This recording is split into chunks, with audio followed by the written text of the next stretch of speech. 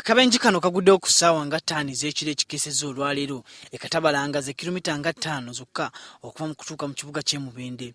Emmotoka y'ekika kya Fuso bw'eremeredde omugoba waayo bw'abadde ayisa n'ayingira emmotoka ya Isuzu.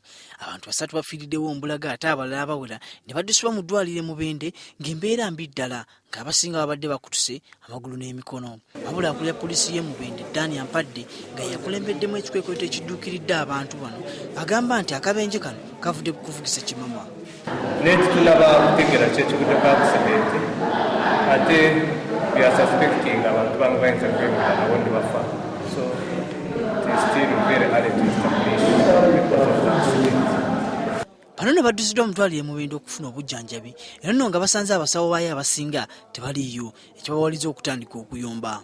Tewali bujjanjabi, tumazeewo essaawa namba n'ekitundu tewali wadde cupa y'amazzi naye ssente mu gavumenti bazibba bubbi. Omupiira tubadde tugendaawo Katabalanga tukira mu kasaalu kati ne watubaako emmoloka emabega Fuso tutomedde n'atukkiriza wansi emmotoka kibadde abeeti.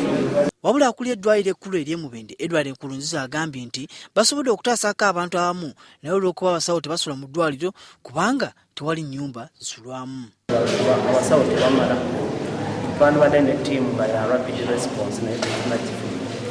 Abasawo tebamala batulina ate n'ekirala abangi basula outside the hospital kakati ku ssaawa ng'eno singa babeera nga basula mu ddwaliro nga balina amayumba mu ddwaliro kyandibadde ize